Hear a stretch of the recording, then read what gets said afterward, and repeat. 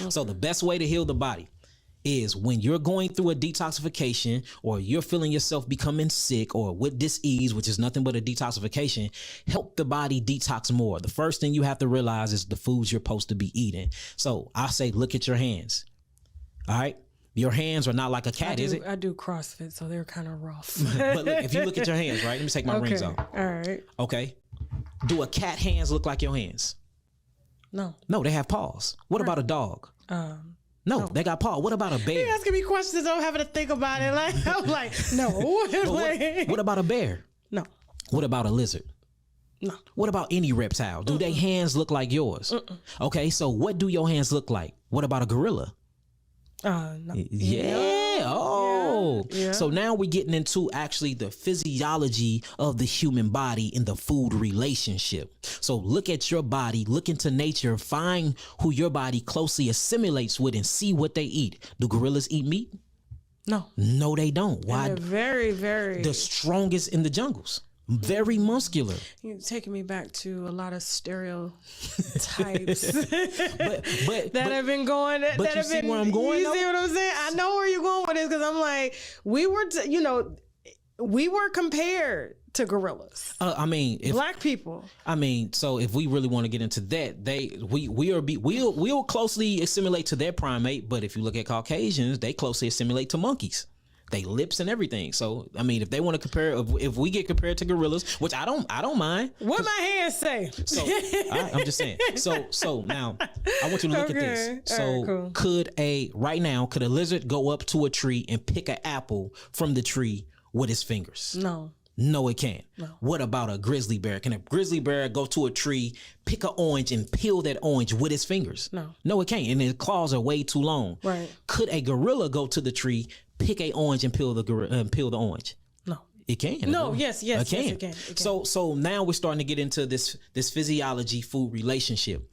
Your hands are different from every other species on planet Earth. Let's go to our teeth. Is dogs' teeth like ours? No, they have long canines too, and they canines, or even felines, the cats' canines are for penetrating meat and flesh and ripping it from the bone.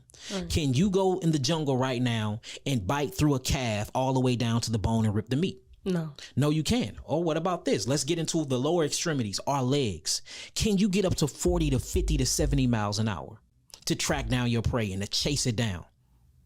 No, you can't. But you see in the animal kingdom, as far as a carnivore, they have long canines. They're horizontal. They're not vertical. They don't stand upright like us. They're horizontal. They sit low to the ground, for they can get up to 50 miles an hour to chase their prey down. When they chase their prey down, they use their claws to rip the jugular. Not only that, they use their claws to rip the flesh open. They got canines for when they bite into the actual meat, they can rip the meat from the bone. Then it's different too when they swallow this food and actually the meat goes into their stomach. Their intestines tracts is only from 6 to 16 feet long. Guess what your digestional tract is? 30 to 36 feet long. So you can't have that meat inside of your stomach too long because you will get putrefaction. See that our digestive process go through something called fermentation, where these things break down into fructose and glucose, and we use that fructose and glucose for energy. Theirs don't break down through fermentation. They break down into putrefaction, which means the rotting flesh thereof. Rotting flesh in your stomach yields all types of parasites. That's why you see dogs with parasites, cats with parasites. These parasites is very gnarly to our body, and it eats all of our organelles out of our cells, meaning our cells cannot function without its organs, right? So even the digestional tract is different. Their hydrochloric acid is 10 times hotter than ours. So their hydrochloric acid is meant to break down their food. Then you see they got tails. Most of their tails is to actually pivot them to the wind. And at the tip of them, they have senses for their environments. They sense of smell is way heightened in ours because they have to smell blood from afar. So everything, their ears pitched up so they can hear things. These are predators.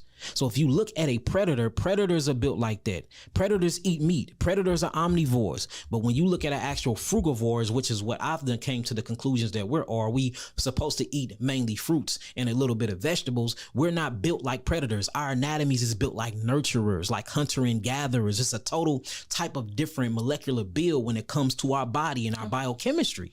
And that's why a lot of our homeland yields the most fruit. Exactly. Now check this out. We are Humans are the only, and gorillas and some monkeys are the only things that can walk up and lift their arm up and have the luxury of pulling an apple from the tree and biting into that apple. And we'll have to chase it. We don't have to chase it. It's there waiting on us. We the only ones.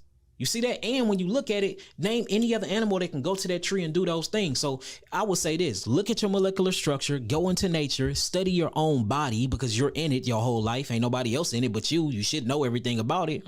And that will automatically show you the foods you're supposed to be eating. You don't even have to think about it too hard. You just got to get away from the indoctrination and the education of these school systems because they will never teach you nothing to set you free because you being enslaved mentally is how they benefit off of you. So the moment that they teach you something that's going to liberate your mind, that's going to stop them in their pockets. Why would they stop revolutionizing their money systems? So they would never teach you anything to make you free, ever. So we have to take everything that they ever tell us is bullshit. And one of them is that food pyramid, that dairy is good for the bones and calcium. Literally, milk actually strips the bone of calcium. Yeah. You know, they tell us don't look at the sun because it will make us go blind. Sun gazing actually stimulates your pineal gland to open up your third eye so you can move on different dimensions of densities. Everything they ever have told us is a lie. They tell us that our heart is a pump. Your heart is not a pump. Your heart is a valve. Your lungs is a pump that pumps the blood to the heart. The heart is a valve mechanism that controls the cardio output of blood. Everything they tell us about everything is a lie. They tell you your hair is just hair. No, our hair is non-ether hair. It is actually an extension of your nervous system. It is used to scan the environment.